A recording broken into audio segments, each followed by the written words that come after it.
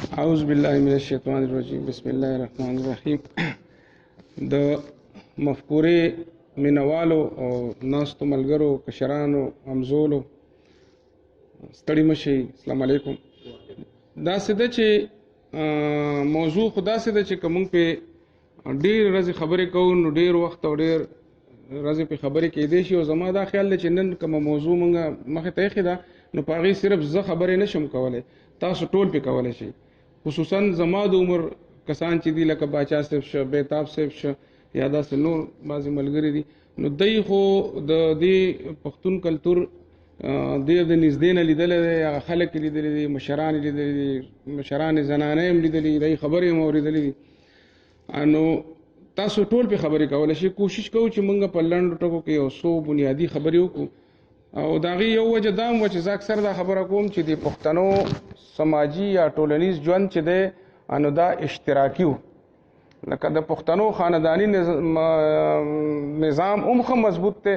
او دې سره سره قبایلي هم مضبوط دی، خو د دې باوجود هم د دی نیم قبایلي او نیم اشتراکي ژوند و. او هغه د هغې مثال د مشرانو ته معلوم دی چې زموږ پوره یو چم یا پوره محله به یو خاندان ګڼلی شي. لکه داسې به و چې د هغې کې به زمونږ یو بل نه ستر هم نه و د خلکو، د ښځو سړو ټول به داسې و چې مشران به پکې ټول باباګان د خلکو او کاکاګان به، او د هغې اجتماعي ژوند چې دی نو هغه به تېرېده د پښتونولۍ د سوري لاندې. او د مونږ چې د پښتنو چې کوم دانش دی یا کوم وزډم دی، یعنی کم بصیرت دی او کم بصارت دی او کم پوهه ده، نو د دې په بنیادونو کې هم دغه زمونږ د اشتراکي ژوند کم چې زمونږ د پښتنو چې د ژوند کم کوډ آف لایف دی پښتونولي، د دې د لاندې به تېرېده. زما خپل خیال دا دی چې تاسو به کتلي ومي چې شریک تنورونه شریکې حجرې وې، لکه پښتنو دا هم د هغې دانش فیصله کړې وه چې یو کوټه یې جوړه کړې وه، زیات نه زیات یو به وه، چېرته ډېرې دوه به وي، په شریکه به یې جوړه کړې وه. چونکې پښتانه اناپرست هم دي، نو هغه چې په شریکه ټول به پکې حصه واخسته د هغې په جوړولو کې، خان غریب ټولو، نو ټولو به وایي چې دا زما ده. او بیا به چې دی د هغې نه د لسطو ادارو کار اخسته، لکه یو دغه به یې جوړه کړه، یو کوټه حجره به یې ورته ووې،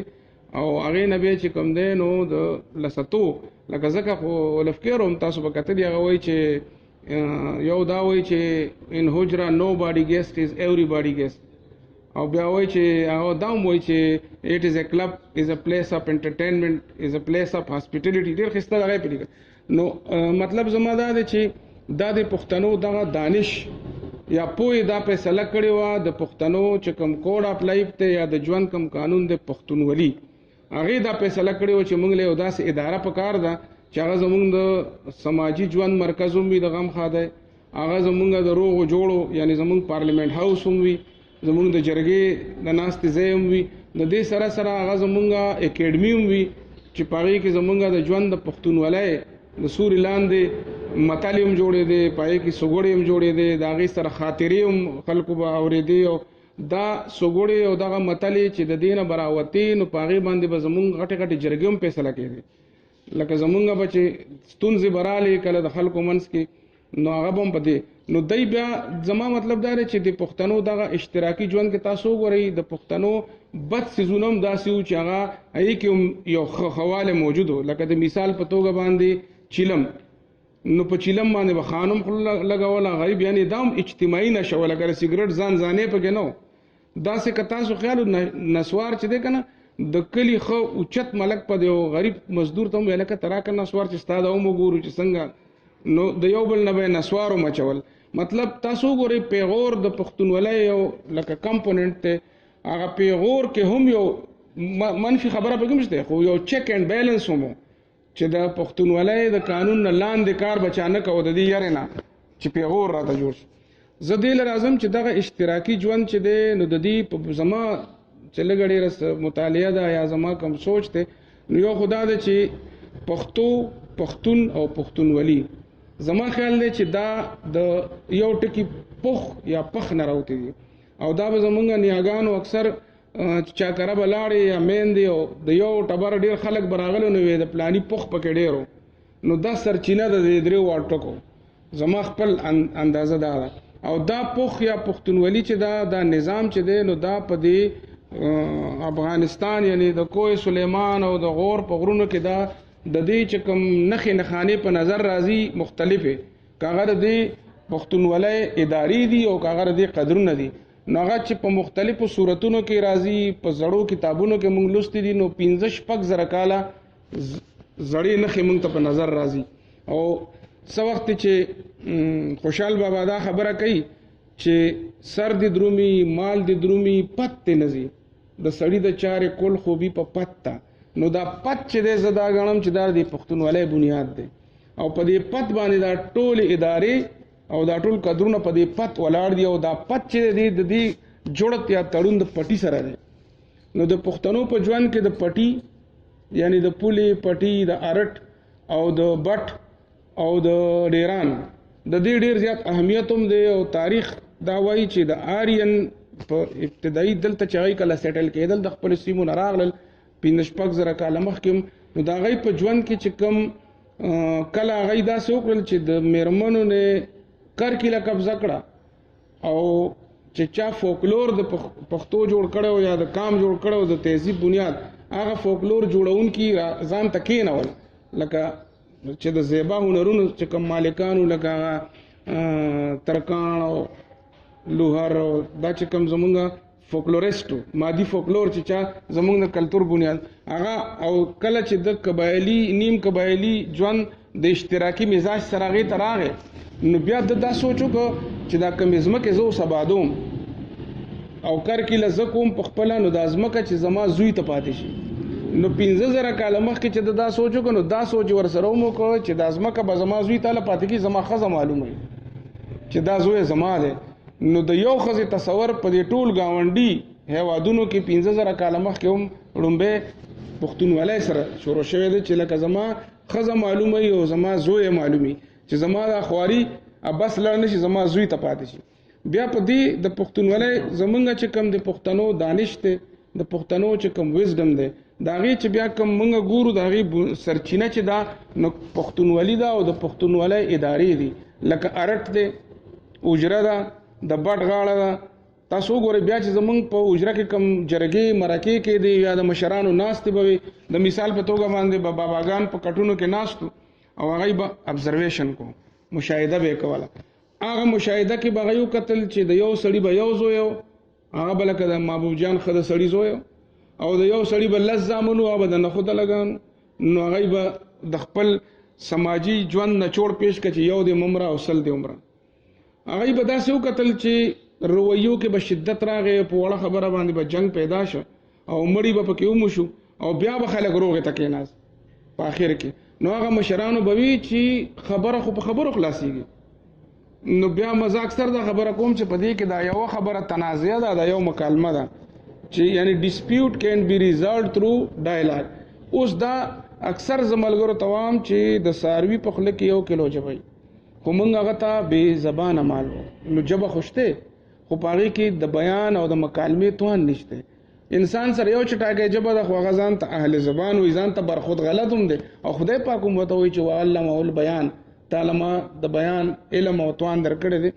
او ځای په ځای ورته وایم چې وشاورهم فی الامر که نه ته چې دی نو تیون پیغمبر علیه السلام ته هم وایي چې دی سره مشوره کوه په کار کې نو زما دا خیال دی چې د پښتنو اجتماعي ژوند چې کله موږ د دې دا اوسني 300 کاله تې آپلک کم چې کله دلته پیرنګۍ راغی د مغولو د دور د نیم دور نه راواخلې بیا د مغول ډاینسټر نه پس چې پیرنګۍ راغی او د پیرنګي نه پس د هغې د آفټر شاکس چې اوس کوم دي د دې نه مخکې چې کله د پښتنو خپل ژوند د هغوی خپل ژوند جواک و د پښتونولۍ او دا یو داسې مضبوط نظام و چې د دنیا ډېر کم کامونه داسې ویلی شي چې هغوی سره دومره کوټلی نظام موجود و په د ادارو د قدرونو په حواله چې د هغې ادارې هم معلومې وي د هغې قدرونه هم معلوم وو په هغې باندې د خپلې ستونزې هم هوارولی شوې نو د پښتون دانش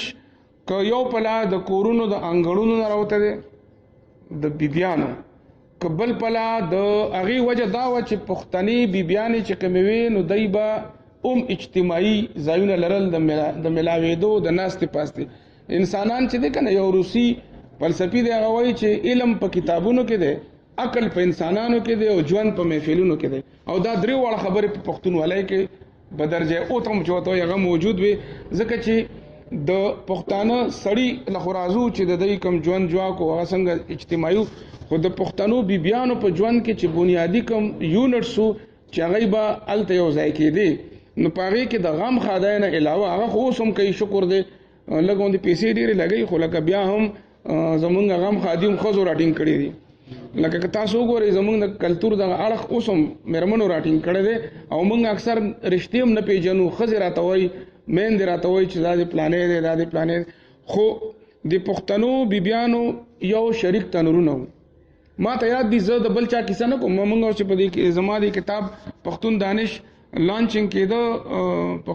پښتونخوا سرکل کې، نو زمونږ یو ډېر لوی مشر پروفیسر صاحب چې په اسلام آباد کې پروفیسر دی، نو هغه ډېر په ذمہ دارۍ سره دا خبره وکړه چې پښتونولي خو انګریزانو جوړه کړې ده. او ما له ډېره زیاته خندا هم راله، ځکه چې ما ته هغه څنګه دا ووایي، نو ما ته د خوشحال بابا دا شعر رایاد شو چې سر دې درومي مال دې درومي پت ته نه ځي، د سړي د چارې کل خوبي په پت ته د پښتونولۍ یو بنیادي. او دا راته هم یاد سي چې بې جرګې نه به خپل نوم په خوله وانخلي چې خبر شي د جرګې په اهمیت. نو بیا راته دا هم یاد شو چې حسین د رحمان بابا نه سینیر شاعر وایي چې د مینې ورامې کېناسته په غولي، اوس ستایم په سندرو په ټپو. نو ما چې څو خلک وایي چې ټپه 200 کاله زړه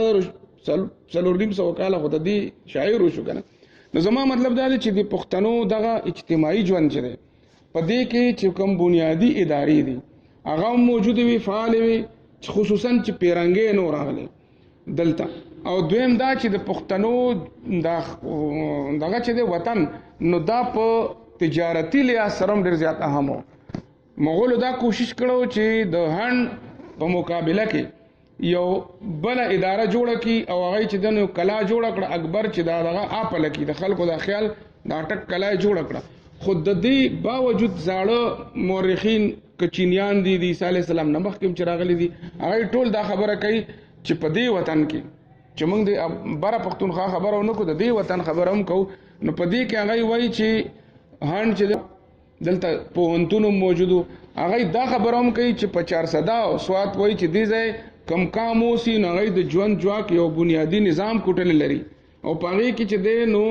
اصول دا دي چې مثلا د غلامانو دپاره پکې دا اصول دي چې غلام تب اکه جامعه غوندې کومې چې تخپله غوندې، دا 2.5 کاله مخکې خبره کوي. په غلام باندې به هغه څه خورئ چې کومې تخپله خورئ. غلام ته کنزل نشي کولی. د بیبیانو باره کې اصول دا دي چې ښځې ته سپکې خبرې نشي کولی، کنزل ورته نشي کولی. ښځې ته دا حق ته چې تا نه ځان جدایي اختیار کړي، او چې جدایي اختیاروي نو د هغې کوم ګټلې سامان چې وي یا د مور پلار هغه به هغه خپل ځان سره وړي.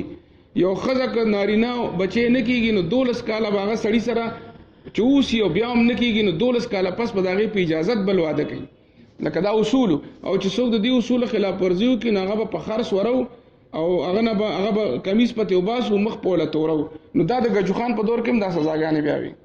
مطلب دا چې د پښتونولۍ چې کوم بره پښتونخوا کې خو د زرګونو کالو نه موږ ته پته ده چې د مور خپل یو کردار و. بیا د خانداني نظام کې د مور مثال د بایندینګ فورس و، لکه دا تار چې کتاب په تړلی، او د ټول کورنۍ نظام د هغې په لاس کې و. د پلار خپل کردار و. او ظاهره خبره ده چې دا چې کله د ښکار بکېده او په ښکار باندې انسان پایده، نو دقه وخت کې هم بیبیانو به دا خواهش و چې زما دا خاوند چې دی نو دی، یعنی زما سره چې کم نږدې اوسي کم سړی چې دی ډېر ونه کړېږي ښکار پسې، څه بلای ونه خوري، ځکه چې مینه. نو هغې به چې دی نو دا کوشش کو چې دا به کم تخم رانو نه بیا غار سره نږدې وکړل، نو چې دا لکه چې نږدې ما ته ډوډۍ یا میوه میلاویږي د کار کلي ابتدا هم داسې کېده. نو ده به دا خواهش و چې زما دا بیبي چې د دې په خېټه دا بچی دی، نو چې دا منډې ونه وي ښکار پسې، چې دا مړه نه شي، چې دا څوک ونه تښتوي. نو د دې وجې نه د مینې د وجې نه دا حفاظت کې ساتله. دې ته یې وي چې ته به ښکار پسې نه ځي. مطلب دا چې مشرانو به وي که نه وي چې په ارټ په غوا باندې هم خیر د چورلوی، خو چې غویی نو کوشش کوي چې په غویی چورلوی. هغه دور خبره کوو که نه، د اوسني اوس چې کوم نوکرۍ دي کوم شکل یې دا بالکل جدا دی. چې کله زمیداره وه د ارټ کوی ته ما کتل به چې موږ به سړي کوزېدو موږ خپله کوز شوي چې لوټکي به کم پرېوتي وو هغه به راغستل چې کم به بچ شي وو اکثر لساتو لوټکو کې به چې ته یو لوټکی به چې نور به ټول مات وو هغې پسې به موږ غریبي وو نو پسې به کوزېدو نو زما مطلب دا دی چې د پښتنو دغه اجتماعي ژوند چې دی په دې کې جمهوریت و په دې کې د مشاورت یو نظام هم موجود و لکه تاسو سوچو کوئ دا د پښتونولۍ اصولو چې د پښتنو د بادشاه انتخاب هم په جرګه شوی دی په دنیا کې داسې بل مثال نشته او چې دغه کله بادشاه شو احمد شاه ابدالي یعنی د پیر صابر شاه هغه جرګې ته وویل چې تاسو یو بل وجل غواړئ شپږ ورځې وشوې تاسو فیصله ونه کړه دې ډله ما باچا کړه نو د هغه ژوند مکمل بدل شو ځکه چې هغه به وایي جرګې ته راغی نو هغه به یو زوړ غوندې پټکې والی او دغه به تاج به په سر نو او هغه به د کټ لنګې ته کېناسته موږ ورته باڼ وو نو مشرانو چې به ته چې سر ته کېنوي نه دې خپل مشران دي د جرګې اوس دا هغه احمد شاه ابدالي په دنیا کې د پښتنو دا وزډم او دا ویژن چې د کنفیډریشن تصور احمد شاه ابدالي ورکړی دنیا له ځکه چې پښتانه بغیر د کنفیډریشن نه په ریاست کې نشو اوسېدی د دوی انا پرستی او د دوی هغه زیک پښتانو نو زما مطلب دا دی چې د پښتنو په جرګه باندې دلته چې کله یوسف زو خپل سردار جوړو په 1515 کې خانګجو نو هغه هم ملک احمد ورته وی چې ته زمانه پس سردار شه هغه ورته وی چې نه چې ته تر څو یې بیا به ګورو بیا ټول قبیلې راوختې مشران او په اجتماعي یعنی دې ځای ته هم جمهوریت پښتنو راوړی دی په پښتون دانش کې په خپل انفارمل شکل کې جمهوري قدرونه ومو او تاسو به لیدلی ومي چې یو بل ته خلک د زما دی کتاب کې تاسو د سوګړو کې وګورئ داسې لکه بهتاب صاحب ما سره یو دغه شریکه کړې وه چې لکه یو خان دی او د هغه سره یو مطرب دی ډم دی او هغه داسې خبرې ورسره کوي لکه چې هغه د هغه یو برابري مساوي وي او داسې په سوونو مثالونه په زرګونو شته د نارینهو د زنانو چې د پښتنو ژوند کې چې کوم دی نو دوی به سټریټ فارورډ خلک وو ایغنی خلک وو یو بل ته صفا سوتره خبره کوله او د دې دا متلې چې دي نو دا هم د دې ادارې نه راوتي دي ما یو ځلې په دغه کې لیکچر ورکو په اجره باندې په لوک ورسه کې نو هغې کې بیا سوال و جواب کېده نو یو بیبي وه چې هغه زما خیال سیکټري وه ان سروس نو هغې ما ته وی چې ته چې وایې چې په جرګه باندې د مړو فیصلې کېږي د 302 نو د کسانو قانون کم ځای ویلی لا یې کم ځای ویلی چې فیصله تاسو دوره غټه پای کوي نو ما ورته مې دی بیبي لا چې کم دی نو په اکیډمۍ کې ویلی په یونیورسټۍ کې نه مې یونیورسټۍ کې اکثر مونږ کونډي د ګوټکه وله اما دا چې کم دی نو هغې کې ګوټکۍ نه هغه مې باقاعده د هغه کسان چې کم جرګماري نو هغې د پښتونولۍ چې کم کوډ اف لایف ته هغې په اجره کې ویلی هغه د هغې علامتونه یي خپله د هغې سمبول نو مې هغې ته دا حق حاصلي ځکه چې خلک چې ستونزه پیدا شي نو دا نه وایي چې دا پلار به مې روغ وکړي دا نیکه وایي پلانې کاکا به روغ وکړي چې کم دغه وي او دا داسې خلک وي چې ما ته یو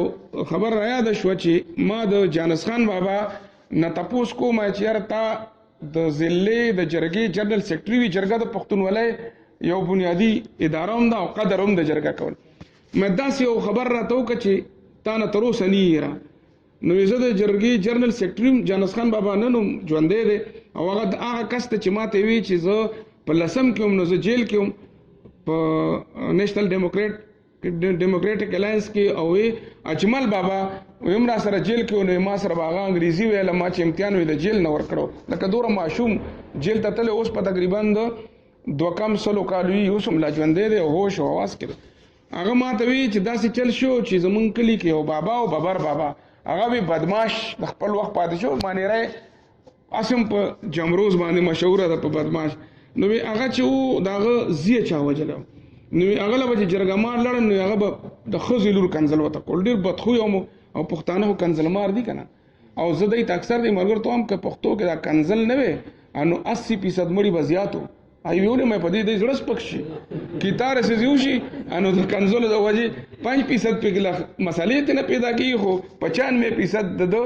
زړه سپک شي بس بیا روغ وشي نو هغه وی چې زه لاړلم جمع ما وی شړی په سر کړه او لاړم د هغه اجرې ته ځکه چې جرګې راته وی چې ته جنرل سیکرټري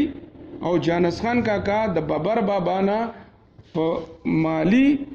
او معاشرتي لحاظ سره ډیر مضبوط و، خاندانی لحاظ سره. بابر بابا ډیر خلک نو دا خو هغه لکه زورور بس نو وی ما چې لړم نو چې دن لړم نو اجره ډکا وا. بابر بابا وی د کټ په منځ کې ناستو، دو بالښت ته پراتو او شړش دا تور شړای په سر کړي وا، کمبل چوت اوس مونږ نو زکی ناستم دې جرګمار خپل طریقې نو ما چې هغه خپل رینګاټ شروع کنه وی هغه ما ته وی چې جانس خان ته روغې راغله وی ما وی چې آو نو هغه چورلټ د خزي کنځل وکړل چې پاسه او سم ناکار وکړل ان وی ما چې ورته وکتل ور کې دوه درې کس ولاړو چې لږ ځای به ګوښ نو رامه خمه وی چې کور ترالم نو په خپل کور ته لړم، خپل کمرې ته لړم، په کټ کې مې ډډه واله وی سوچ کوم بچا سه بم جانس خان کاکا پیژنې چې څومره مضبوط کورانه ده او بابر بابا هم نو مورید لري. وی سوچ کوم ډډه په ډډه اورم چې د خپل کشرانو ته وام چې ورشه یو ډسته وباسي. وی بیا وام چې ته خو جرګمارې تر جرګې طرف نه تلې نو د خلکو به د جرګې نه باور پاسي، ویسا به پاسي او د باور اصل شی ده کنه، ځکه چې خدای پاک مو دا ټول دنیا وي په تاوان کې، دا ټول انسانیت خو چې باور په ما جوړ دی او د خلکو په جوړ دی نو هغه په تاوان کې نه دی. نو ما وی چې یو به د خلکو د جرګې نه ویسا پاسي، دویم دا چې ته ټول دنیا ته مختورن شي. نو په دې کې شپه تیر شو، چې شپه تیر شو سهار شو نو نه مې ناشته وکړه، خزر راته بچی راته چې ولې ما ته چې بس طبیعت سره بوبم اسکلې وي او بیا ما هم شو او چې ما سخوتن شو نو په ځان پوه نشم، بیا مې شړای واغسته لړم. وی چې لړم او څنګه مې ور دروازه لري کړه ور مې لري کړه نو بابر بابا هم اک شان په کټ کې ناستو او چې زیولې دم نو شړای وګرځوله او راټو په بوډا سړی خو راټو په کټنه او زی د ګیرې نه اسماله ګیرونی سره چې جانس خان ما دل په جولای کې خپل زوی واچو چې سده وکړل ماته منظور دی. دا جرګمار دي د پښتنو. دا یو مثال له صرف دا سه په سونو زرګونو مثالونه دي، لکه خیر محمد بابا تمامي مې داس یو دغه راته وای چې د سوري په حواله باندې چې کم ډیر له سټیګما د پښتون کام باندې د سوري اگر چې د خپل یو تاریخي پس منظر دی چې د نن 300 کال مخکې د یو لیول په خلکو کې تور او شو او مشران کې ناستل چې ردی به حل سي، ځکه چې تورا په پښتنو کې ډیره کمه کېده. نو وی چې دا کور جنې به دی بل تر واده کو دی بل کور ته کم باندې چې الزام دی. نو دا دی چې بچیو شي نو د یو کور به رویرو نه یا د بل به خوري نه، خدا به منګه اوړو په کیجاوه کې سواره به منګ سره لاندې زو او دا به د دې داج به جرګه کوي او خصمانه به هم رستو جرګه کوي چې څوک سره زیاتې ونه کی. دا د 3.5 کال مخکې خبره ده چې کله لا مونږ مسلمانان شوي نو چې مسلمانان شو نو ظاهره خبره ده چې مسلمانان کې مونږ بلالته والی، خدا خو یو حقیقت ته چې د ایجاب او قبول شرط ته نو نکاح به اله ویلټ کیږي چې جنې په خوشاله باندې او کی او لک وتساتو کی او پای کې بیا کف پکار د چوشي د مشرانو انډرستانډینګ نکاح هو تاسو نو دا دی چې هغه وخت کې دا شو. خو به هرل ما هغه ته وی چې تاسو وای هغه ما ته وی چې اوس مونږ یو روغه کوله نو هغه له مونږ نوم د جنت کنجي خو لکه مختلف نمونه مونږ روغي لګدو. خیر محمد بابا هم ژوند دی د سلو کالو به خدای خیر سره ګرځیدي شي، خدای خدمتگار دی، تاسو به نوم موردلې دغه خو به بچا خو به خود پیژني نو او د دې گاونډي دی او ډیر خوک سړی دی. اوسم چې مونږ وویني نو مونږ د دې وجه نه چې تاسو د قومي تحریک نالایق غوندي سي نو مونږ خپل کی کشران کنه نو هغه ما ته وی چې مونږه کمروغه کوله نو د الک د مقتول یعنی مجرور طرف رور سورا غوخته او مور غوخته انو وی چې رور مونږ قائل ک ځکه چې دا دوه کس غواړي سورا الک رور ځکه د مقتول رور غواړي چې دوه خبري یو وای چې اجره کې بناستم بریت پتاوم نو خلک وای چې بدل نه اخلي زبوته هم چې خور را سره اوس ناستره او دویم دا چې دویم واده د هر سړي خایش غوړ سړي دور اندر ني نو په مفت کې دویم واده مو کی او د مور هغه وی چې د مور خایش لکه دای چې د ما لاس لکم سای راشي چې د خپل زوی بدل ته اخلم لکه تشدد په حکم نو وی چې مونږه الک قائل کو خو ابای وی چې نه زنه تیاریږم وی چې بالکل نه تیاری د نو ما ته صادر خپو کې ورزو وی ابای په صادر باندې پاس وګرځي د ماته وی چې خیر محمد چې سو پورې ملاس له کمسای نه راغلی نو خو خدای مې دی وای چې مې روغ وکړه نو مطلب دا چې دا دغه د ژوند تجربې دي، خو د دې باوجود هم زمونږ مسلې په پښتون دانش باندې نن عمل کېږي. زه دا ګڼم لکه ما ته پروفیسر نواز وی د بونیریان خو ډېر پښتانه خلک ته که نه، پروفیسر نواز راته وی چې زمونږ څه کسان سرکار ویشتي وو، 4-5 کسان، دا د صوفي محمد نه لږ مخکې د 91 خبره ده یا 93. نو وی چې زمونږ د علاقې چې کم خان کاکا دی د قامي تحریک کیسه ده، نو هغه د ټول کلی خلک راویست او هغه ته مخکې روانو چې مونږ احتجاج هم کوو په ادارو هم ورځو لکه مونږ د خپلو سړو بدل اخلو. نو د کلی هغه ابۍ نوم ما لیکلی دی په د کتاب په 2م ټوک کې به راځي. نو هغه راووته چته نه راغله او ورته وی چې پلانکي خان لال محمد کاکا دی غالبا وی چې یو قدم به مخکې نه ځي. هغه ورته وی چې لرې شه پلانکی فیصله مې کړې ده او خلک راپسې راوته د کورونو نه. وی چې هغه پوه شي چې دی نه مني نو یې خپله لوپټۍ د سر نه راکوزه کړه نو ورته یې خوره کړه چې که تاسو کې څوک د سړي زیه دوره جرأت کولی شي چې دې لوپټۍ نه خپه واړئ نو یې بس واوړئ. نو یې کاکا هم واپس شي او ټول کلی هم واپس شي دغه یو لوپټۍ د وجې. او داسې دوره پخوانی خبره نه ده، اوسنۍ خبره ده. نو زه دا ګڼم چې د پښتنو چې څومره ستونزې به وي، څومره مسلې به وي، هغه به هغوی په جرګه مرکه په خبرو اترو دغه کولې او د پښتونولۍ تاسو ته څنګه ما وویل د هغې چې کوم بنیادي ادارې وي په هغې کې ارټ هم و، په هغې کې بټ هم و، په هغې کې چې کوم دی نو اجره هم وه، جرګه هم وه، او د دې سره سره یو ډېر رومانټیک اداره ګودر هم و. اوس تاسو سوچ وکړئ د پښتنو د کلچر هغه لیبرلیزم ته چې دغه ځای خو بنیادي طور سره د کار ځای یعنې اوبه به ترېنه راډکېدي او زړوکي به یې پکې وینځل ځکه چې کور په کور نلکې نه وي. خو دکلته کې پښتنو ته دا پته وه او د دې زمونږ د ټپو او سندرو نه دا پته وه چې دغلته کې رومان هم جوړېږي، دغلته کې یارانې هم جوړېږي. یعنی پښتانه په دې خبره باندې سل په سل پوهېدل چې دغلته کې دوستی هم جوړېږي. ما اجمل خټک بابا ته وی ما ستا د دې پښتون کلچر باره کې څه خیال دی؟ نو هغه لږ مونږ ګپ لګوو نو هغه کله کله ډېر مینه کوله کشرانو سره او سم اپنټایز به کړه. نو ما ته وی چې د انسان که دین او کلچر نه وي نو د سارو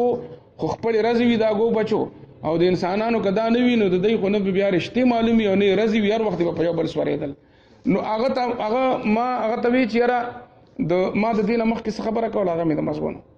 هغه ما ته وی چې زما یو ورېره ده هغه وی MA اردو ده. نو هغې ته ما وی چې ستا آیډیل څوک ته شاعره؟ نو هغې وی چې پروین شاکر. نو ما ورته وی چې تا پروین شاکر لیدلې ده؟ نو وی چې نه ما یې شاعري لوستې ده. ما ورته چې هغه په سوپر مارکیټ کې خدای پاک دې وبخښي اوس خو مړه ده، او په سوپر مارکیټ کې بغیر د کټکړي ویښتې او بغیر د دوپټې نه روانئ ښه ایغه نیغه او ته خو چې د یو کمرې نه بلې ته ځې نو په سر باندې لوپټه سمه کړي. نو ته څنګه وایې چې زما آیډیل هغه ده؟ دا راته اجمل بابا خپله خبره کړه. نو بیا یې راته وی چې هر څه چې دي خو د پښتنو په ګودر کې به وي مونږ به زمونږ وخت کې به وي جینۍ ته دا سوال جواب وشه د ریبارې په خولې چې نن به 2 منګي راړې. نو وی هغې چې به 2 منګي راړل نو مونږ به 1 میل لرې په اس باندې یا په خره باندې سواره تیر شو. وی مونږ به ټوله ورځ د خیاله کاږه ګرځېدو چې زما په وینا باندې 2 منګي راوړي. نو زمونږ د پښتنو هغې ته پته وه دا خو SMS که نه چې ګودر ته ځم راپسې راشه ما په منګي کې پراټې راوړي دي نه، یا د ګودر هر بوټه دارو دی پرې لګېدلي وي د پیغلو پلونه، یا ګودر اوران شیتل د یادومه تاره لیخي په زړګي سوي داغونه. نو دا زمونږ په فولکلور کې زمونږ په ولسي سندرو کې چې دا ګودر موجود دی نو هغې ته هم دا پته وه. خو هغې چې دی نو دا نو ویلي چې دغلته کې یو کس له غټ کوتک ورکړو چې د نن نه پس به دې کې دوستی نه جوړېږي، صرف اوبه به ډکېږي او صرف. نو داسې وکړه نه چې په هغه دور کې چې کله د پښتونولۍ نظام ما ته دا یاد دي چې زنانه به باقاعده سړي ته چا به د وان نه راته پردي سړي ته به وی لالا خیر علي کاکا خیر علي او هغه به وله باقاعده جواب ورکو. ما داسې زنانه هم پیژندې په خپل کلو کې په کلي کې چې زه به ګرځېدم په دغه کې مونږ به اجرو ته بدلو نندارو له به تلو مجلسونو له بدلو چې کله به وحید ګل دی راغلل او جانزیب استاد دی او میر احمد شاه استاد دی نو مونږ به د کلو باندې ګرځېدو ځکه چې هغه وخت کې به هغوی زمونږ بدلې به ویلې کیسې به ویلې ادلوا استاد ته مې د مخ کې راځو کې الله ژوندې هغه مې زه وجل هم په دې کیسې پسې ما چې تا به وی چې دلارام سهیلې کیسه شروع کړه د لپروزي غوګونی سره گفتار ته نو دغه ځای باندې مې پرې خدا ټپې باندې شروع کړه ما به چې دا کیسه اوس کله پوره کی ځکه زمو په درتن کیسه بړو نو ما کله بدر پس کونډې ته درتلم کله پس کډی ته درتلم او تا به دک ځای نو ما بیا د بل یو زه د دې په تمام چې دا به پوره کې نو ما بیا د بل وی چې بل د شروع کړه یو الک په خوا مین په یو جینې ورسېدل د پکور کې د ځوانه دی جینې به ور سره نکړي خبرې ګرځیده به دی الک نه لري نو ما دا ځای بیا ودرېد انو ما بیا دوه پسې ګرځیدم نو مطلب دا دی چې زمونږه اجرې چې دی دا به د شاعرانو او د فوک سندرو باندې آباد وي نو د پښتنو په دغه اجرو کې به ځوانانو د شپې د لرګینا او د ټیکرینا موسیقي راځتا او د خپل کام د خپل کلچر نماینده موسیقي به چې هغه کې به هیڅ قسمه فحاشي بنوا کتبه د سهار د ماسختن نه تر سهار پورې غي کې ناسوي ستا په مزغو کې بدري خبرې بالکل نه راتلی یو بنیتی یو جنگ خپل عزیز سره او یو فحاشي دا سوره د افسوس خبره ده چې جمعات د روحانيت ځای دی د امن د مینې نن زمونږ ادارو هغه دې ځای ته ورسو چې دشمنۍ بنیاد جوړ او د بنیاتۍ او د تربګنۍ یو بل تر سپک کتلو نو دما دا دغه دی چې کله زمونږ په بشپړ صورت کې زمونږ کلتورو پاغي کې چې کم د یو بل سره رشتې وي ریلیشنشپ هغه ډیر زیات زمونږ که پرس که دشمنۍ وي نو هغه معلومي به وي که دوستۍ وي نو هغه معلومي وي بل دا و چې د هغې دپاره بیا موږ سره حل چې لکه موږ خپلې تنازعې به څنګه وارو او دا زه اکثر ملګرو ته وایم چې د پښتونولۍ چې کوم قدرونه دي که هغه میلمستیا ده که هغه ننواتې ده که هغه بدرګه ده تاسو سوچ وکئ ننواتې په انګریزي کې اپالوجي ده کنه اوس اپالوجي به 200 کاله نه کېږي چې دنیا یو بل ته کوي چې د یو بل سرحدونو خلاف ورزي موږ څنګه ننواتې د زرګونو کالو نه موجود ده چې یو سړی به په خپل ظلم یا په زیاتۍ باندې پیمانه شو نو په خپل به د دشمن کور ته لاړ کله کله به خوله کې واښه ونیسل کله کله به خپل پیزار غاړې ته واچو مختلف طریقې وي او کله کله به خپل دستار د هغه په خپو کې کېښود او ته به وي زه راغلی ما ستا زوی وجلی دی هر څه چې دي په پوله پټي ځای ځکه چې په پوله به پښتون مړی د دوه وجو کو یو د اقتصاد خبره وه لکه چې د سرمایهدار څنګه په کارخانو جنګ کوي دویم دا چې دی به وي چې دا زرګونه کاله مخکې به وي چې دا دیوتا چې دی نو دا سړی دا مال دا ځمکه چې ده دا دیوتا راکړې ده دا دیوتایي عمل دی دې کې څوک عمل دخل کوي نو دا د دیوتاګانو یا د خدای ګوټو قانون ماتوي دغه شان ډیران به هم ډېر مقدس ګڼه چې ډیران دا هغه رزق ته چې زمانه راوتی دی او دا به بیا زه دی دغه ته اچوم د سرې په صورت کې نو دا هم او بل ډیران به د کور مخې ته نو زنانه به پکې له خزله غورځوله نو د هغې پرده به ماتېده نو ځکه به دوی په ډیرانو هم جنګ کوه زه دا نه جسټیفای کوم چې اوس په کار دی خو د پښتنو په ژوند کې دا خبرې زه کوي او دا بله خبره چې موږ پسې بیا خلکو پروپیګانډې کړي دي او د هغې د وجې نه زمونږ خوبۍ هم په خامۍ کې بدلې کړي دي او فارسي بانان وایي قلم در کف دشمن است چې قلم زمونږ دشمن په لاس کې لکه د یوسفزو باره کې امیر محمد خان خادم وایي که نه وایي چې بیا نوم د یوسفزو په غوږو واورېد ګونه زیاړه مغولواله کې به دم نو دا چې تورې د مړانې نن پټېږي وجه دا د یوسفزو سره کلم نو زه دا وایم چې د پښتونولۍ دغه کمې ادارې چې وي دغه قدرونه چې اپالوجي موږ څخه څومره رومانټیک تصور دی یعنی یو سړی پیمانه کېدل او په هغه دا لازم و چې هغه یې مات کړي ما ته یو ملګري وي د وانا شاعر دی ما نه اوس نومیر شو کتاب هم چاپ شوی دی او دغه کتاب باندې سریز هم ماري کړی خو سریز خو اکثر موږ په یاد ولیکو نو بیا رانه هېري نو هغه چې کوم دی هغه ما ته وی چې زمونږ مشران خبره کوي چې د کال 1915 د پاکستان او د هندوستان جنګ نو زمونږ په علاقه کې تقریبا 125 کورنۍ د هندوانو اوسېدې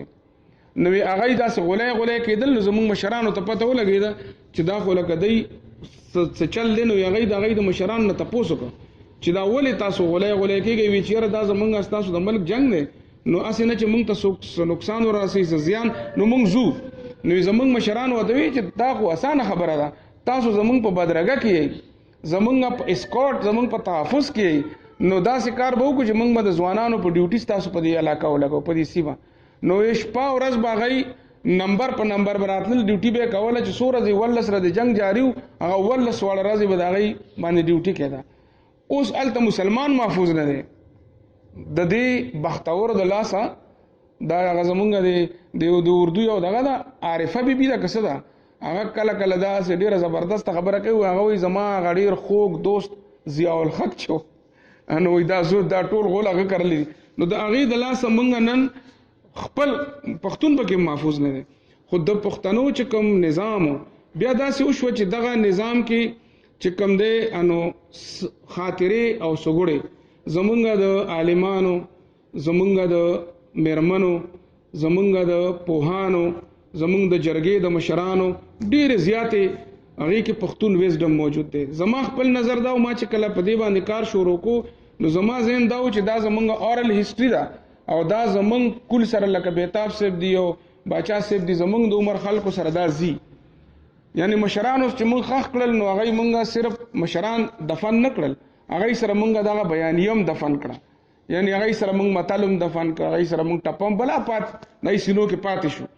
نو دا پښتون دانش زی نو مونږ د هغوی نه اورېدلی دي مونږ لیدلی دي زه خپله د دغه حصه پاتې شوی یم لکه ما اکثر ملګرو ته دا ویلي دي چې میلو ته تللی یم د سړو څه چې په نهم لسم کې زه کله وم نو مونږ ملګرو دا فیصله وکړه چې سینډل به واچو او دغه به واچو دا څه وایي ورته شال به واچو نو د ښځو میلې ته به لړ شو چې هغوی په ټالونو زانګي نو ډېره مزه کوي ځکه چې زمونږ د کلي مشران به کوتکو په لاس ولاړو د ښځو میلې ته به عام هلکان نه پرېښودل لانکې خرڅوونکی به پکې له سړی و او ښځو جینکو مونږ به ټالونو منظر به زمونږ ډېر خوښ و ځکه چې هغې کې به جینکو سندرې هم وې ما ته اوس هم یاد دي یو جینۍ د ټول نه ښه ټال زنګوونکې وه نو هغې دا سندره کوله چې پرېوتم د ټاله د اوږی ډنډر مې مات شه دا لوبه به یې ویله او هغه دغه نه راغورځېدلې وه پړ مخې راغورځېدلې وه د ټال نه داسې وه چې د زیارتونو کې به میلې وي نو زما چې پاتم کې زما دوستي جوړه شوې وه د یو ملګري سره او بیا تر 12 پورې وه په 14 کې بیا زما ملګرو مال سر د شعور په ډانګ او زما ټول ژوند یې بدل که او بیا به چې دی نو مونږ داسې خبرې کولې چې بیا به خلکو وایي چې دا لیوني دي که روغ دي خو تر 12 پورې زما هغه ملګرې وه نو هغې د هغې وړوکي ورور ما ته ووایي چې نن به مونږ میلې لځو نو زه یو نیم کیلومیټر کې مونږ نه جنګډېر بابا دی تا به هم لیدلی جنګډېر هغې کې چې به میله وه خو نو هغه ځال ته لاړم او هلته ما هغې سره ملاقات وشو ملاقات شو چې مونږ به لاس هم نه میلاول بس تړي مشي وشو نو ما هغې ته وې څه خورې نو ما د دغه نه پیسې پټې کړې وې د مور نه نو هغه چې کوم دی د هغې پیس کې پورې تړلې وې ما ترې نه 100 روپۍ پټې کړې وې او 100 روپۍ ډېر شی نو ما هغې وې زه کباب خورم نو بس مونږ کباب د زیارت په خوا کې کېناستو نو چې ما کباب خورم نو هغې ما ته ورغی اول دوا وکړه که نه نو مونږ اول دا سوچات کړل لکه د ابای بابا په شان دوا وکړه زیارت ته او مونږ وی چې خدای پاک زمونږ د ملاقات خوشګوار وساتي او بیا چې دی نو دغه وخوړل کباب نو بس بیا هغه په خپل سمې راله کور ته زه په خپل سمې راله نو مطلب زما دا دی چې میلې به وي د دې داسې ځینې خبرې دي چې زمونږ لوبې وي هغه لوبې داسې وي چې ځینې به د جینکو او د هلکانو شریکې لوبې وي ځینې به لکه ځنو کې به یې موږ نه شریکولو بیرګاټو کې به یې نه شریکولو ګوډیانو کې نه خو ابای ابای ګزاري به موږ شریک کول اوس دغه لوبو کې دغه ناستو کې په دې ټولو کې یو ویزډم موجود لکه د مثال په توګه لوبې چې وي ځینې مشرانو به جوړې کړي ځینې بچو ځان له خپلې جوړه کړې وي جینکو ځان له سندرې جوړې کړې وي جینکو به وي راځئ جینکو لوبو له راځئ ساګه ډوډۍ پرېږدي خپلو همزولو له راځئ بهر به ناستې وي اخر کې د اسلام نه پس هرې سندرې پسې لا الهه وي اخر کې به ورپسې لا الهه وي او یسپین سپما ستندې روکه کړه نری زمارو درپسې ګرځي لکه غش علید نګه الهه دا به ورپسې اوس دغه چې زمونږ کوم لوبې وي په دې کې ځینې د فزیکل ایکسرسایز دپاره وي یعنی چایلډ ډیولپمنټ چې ورته وایي که نه د بچي د شنما بدني وده ځینې لوبې د فزیکل دپاره وي ځینې د منټل دپاره وي لکه غوږی چې انو د بیتاب د سیب د پته را چې بیا وروسته په ټلویزیون باندې کسوټي په شکل کې عبید الله بیگ دی هغه کوه په دغه غوږي کې به 2 باچایانو د دې ټیم باچا به هلته ناستو د هغه ټیم به دلته ناستو او دی ته به وی دورئ پوچئ نو بیا به دی سوالونه کول چې دا چې پوچئ نو دا په کوم ورځو کې حلالئ مرغای الوزی کنه ګرځي په دغه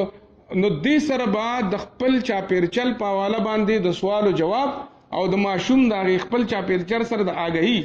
د زناورونو د مرغونو خبرېدل د دې دا نو بیا به چې کوم صحیح ویل د هغې سزا به هم چې کومه غلطه شوه نو هغې سزا به دا و چې دا بل به بنجارې کوي سزا به هم ډېره ناکاره وه نو دې کې بعد جینکو لوبې هم وي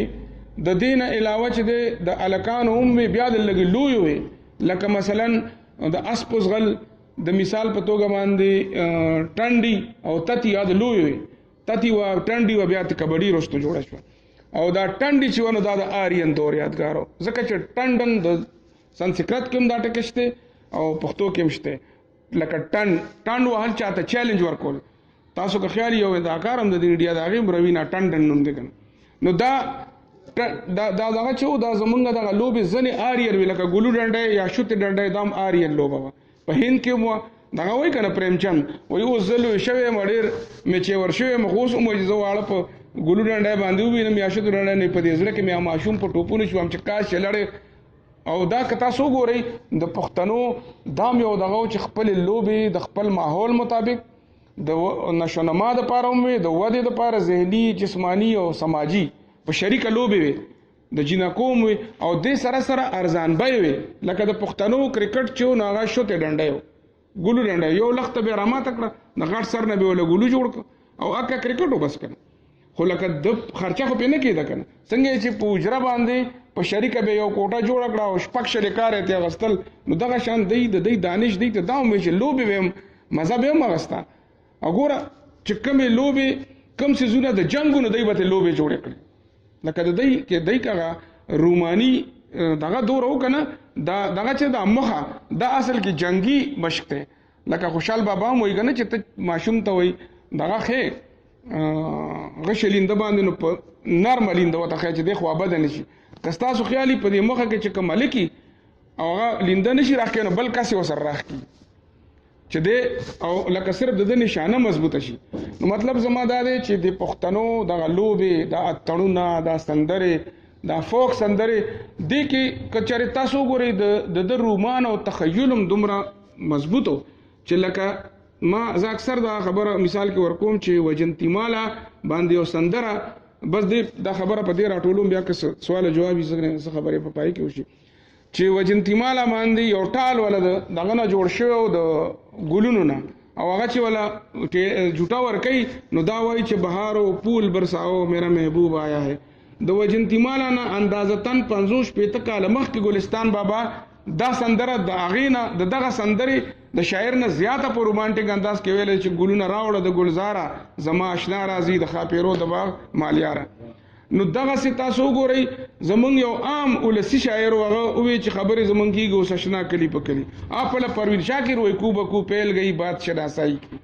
مطلب زما دا دی چې زمونږ روماني ښه بیا ټپه تاسو وګورئ په ټپه کې چې څومره جامعیت دی په ټپه کې چې څنګه زمونږ میرمنو لکه لس کم سل ټپې زمونږ میرمنو جوړې کړي دي 10 ټپې سړو جوړې کړي دي په هغه 10 کې مزاحیه هم شاملې دي او دا د جنګ جدل نو ځمکه وایي هغه څه دی چې اور پې بلیږي نو ګوره ما یو ځلې دا مې څو ځله دا مثال ورکړی د میا صاحب ګل کاکا اخیل کتاب د غالبا د کاڼي کرښې ما زه چې طالب علم هم په کال 1982 کې کتاب ما کتلی دی پای کې هغه وایي چې یو بیبي خط راغلی او د خاوند 10 کاله پس د هند نه پخوا به خلک هند ته نو وی چې هغې کې هغې ما ته وی چې دی د واده په ړومبي کال تللی اوس یې خط راغی نو ما له جواب ولیکه وی ما ډېر کاغذونه راغستل نو هغې ما ته وی چې دا ته څه کوې وی ما چې د 10 کالو ګیلې دي خامخا به له ډېر کاغذ پکاري وی یو 2 ګوتې کاغذ راواله وی چې ما راواغست وی دا ټپه پې ولیکه چې څوک چې د چا د باغچې ګل شي مناسب نه ده چې سوکړې پې تېروي نه دې کې هغه جنسي استحصال هم راغی هغه جذباتي هم راغی هغه اقتصادي هم راغی نو ټپه کې بیا دا کمال دی چې هغه په دوره وړو کې غوندې یو نیمګړی په یو نیمه مصره کې یا په کم 2 مصرې کې چې دی نو پښتنو میرمنو چې دی څومره بهترین عکاسي کړې ده بیا یو ټپې چې د ټپو چې دی نو د جنګ د میدانونو فیصلې هم بدلې کړې دي او غټې غټې روغې په ټپو هم شوي دي په دغه متلو په سګړو ما ته یو جرګمار کاکا وی اوس لا ژوندې دی وی د ترونو د زامن روغه مې کوله نو وی ډیر د ترونو د زامن یو بل ته ډیره چجای لکه پخوا وی یو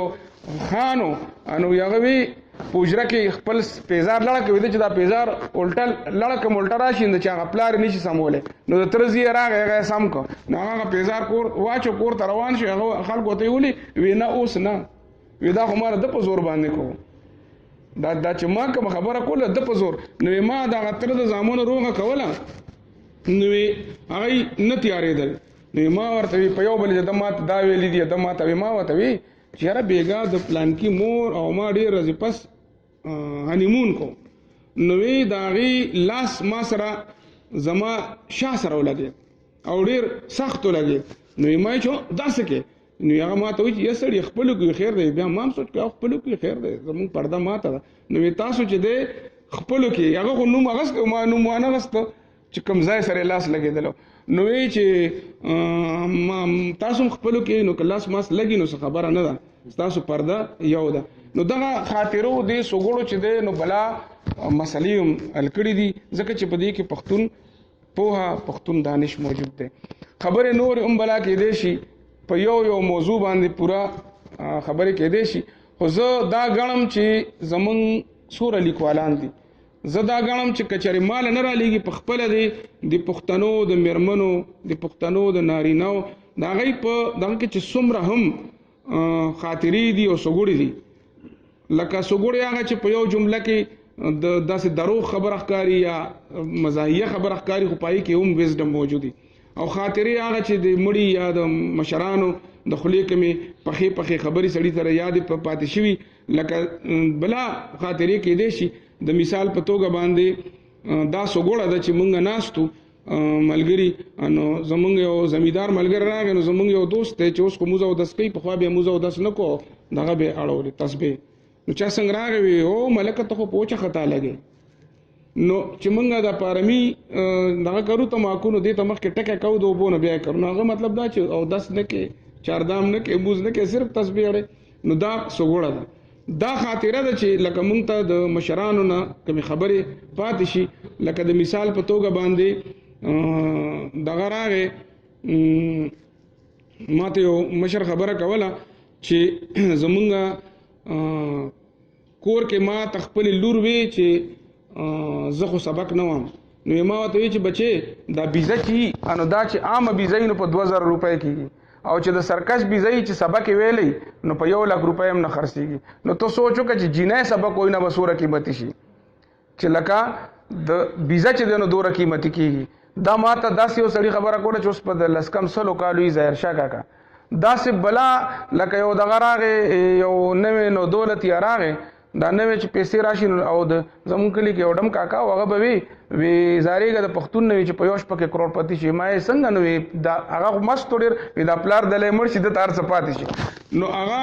دغه چې اشرف خان مولوی صاحب جمعات کې ناستو مقتدیانو مو سره ناستو ډېر دغه سړی پښتون سړی نو یو دغه نو دولت یا راغې چې پلار نوې مړ شو نو دیور دته وای چې مولانا صاحب چې بنده جمعات ته خیخ پر اذن نه کوي نو ثواب ډېر کیږي کګسا نو هغه ورته وی پلار دې مړ دی او خويندو لدی سند ور کړی ورشه خويندو لې سور کنه ته جمعه ته کو په کو نه راځه ثواب بدی کیږي نو دا سوګوړه هم دا لکه دا سه بلا نوې اوس ما تقریبا د نوې ټوک د پاره او شپېته نور راجم کړی پاره کې داسې خبرې دي چې لکه زمونږ یو ډایرکټر اوس چې نوې استاد شوم په سکول کې نو دا ډیره زړه خبره ده نو زمونږ ډایرکټر چې هغه داسې صادر به مو وګې نه چاپی راکړو ټیپیکل پښتون مو هغه راغله نو هغه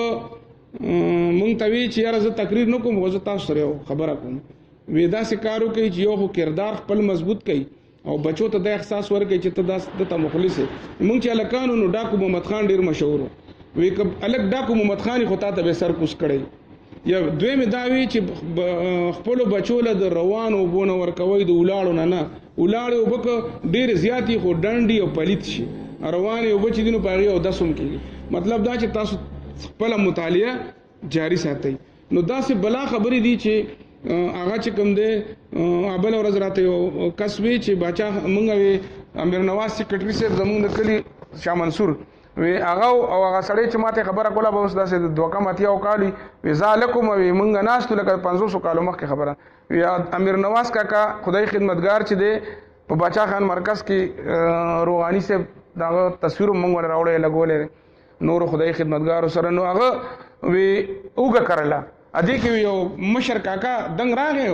وی خچاري کې نه ځانته وی په پوله باندې چې کوم ناست په پوله ځانته وی صدر کړو چې مونږ ته په غوړو کتنې باچا خانو نو هغه سیکریټری صاحب بالکل ګډ وډ شو چې باچا خان دا ته کوم ځای کې ناست بره کټ ته هغه ته وی چې بیر نواز شور مکو تخپل کار کوا زما یاد شوی وی تم یاد شوی د عزیز خان یاد شو سالار منیر خان یاد شو چې کوم د تحریک ملګری وی تاسو ته وی 10 منټه ګورم او بیا زم او کدی کار بس کو یاد چاته وې انو بیا دک کسم او نه چایس کم نه ډوړې خورم ارسه مې کړی دی بس هغه دا شان ناستو سیکریټری صاحب دا ټول ریک دی دا وی چیرې باچا احمد باچا خان بیا چې لکه دا د کم ځای ناشته بس وی هغه 10 منټ وکتل او سادهری پوګه غله روان شي د ارټ تراغله ولا وی ارټ نه په لوت 400 شی ولاړو ټانګه وا یار نو زما مطلب دا دی چې دا کمی خاطرې دي په دې کې 10 خبرې دي چې هغه زمونږه لکه تاسو سوچو کوي کنه چې باچا خان بابا کلا ایوارډ لتل هند او خلکو اندرا ګاندھی ته وی چې د استاد ملما سامان روک شوی د ګډوډ شوی نو هغه دا خیال چې د وزیر اعظم ملمای نو بلا سامان به وسره نو هغه ډیر په یاره بابا ته وی چې یاره نو هغه د ترخ نه هغه راوست په کې دوه جوړې وي ما سره ودا سامان ته بس یو جوړه چې واچو مبل را سره دی کی وی نو ته په جړا شو چې لکه تاسو نه پس پسې د دنیا د دې ملک نو زما دا خیال دی چې کله مونږه د پښتون د اجرې د جمعات د جرګې خبره کوو بیا چې څنګه پیرنګې راغې او هغه پلو ټټ کړه او هغه کې چې کم دی نو بیا صرف سنډګان جنگول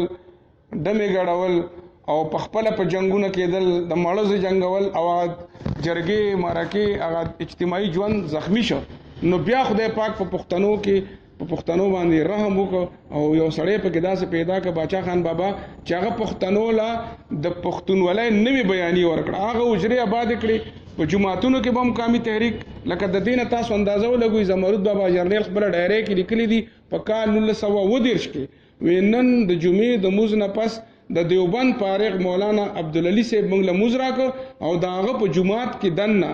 زمونږه د بابو سری چند په صدارت کې د کانګرس او د خدای خدمتګارو شریک اجلاس شروع شو او تلاوت پکله مولوی عبدالعلی وکړه یعنی دومره هغه انټرپریټ هارمونی چوته وي د مذهبونو ترمنځ کمرور ولی چې په دې کلچر کې نو باچا خان بابا بیا اجرا او جماعت له یو نوې نریټیو ورکړه زه اکثر ملګرو د دوام په دې بس خبره ختموم چې هغه سیاست د عبادت جوړ ک ولایت ته د خدمت لارو خوله او قومیت د مینې غیږ ته ورکړه او دا د پښتون دانش انتها وا دې کې د پښتون دانش هغه خبره شامل وي چې هغه وی چې زه وړو کوم نو ما به جړل چې زه به پښمنی لپاره سولم بابا وای کنه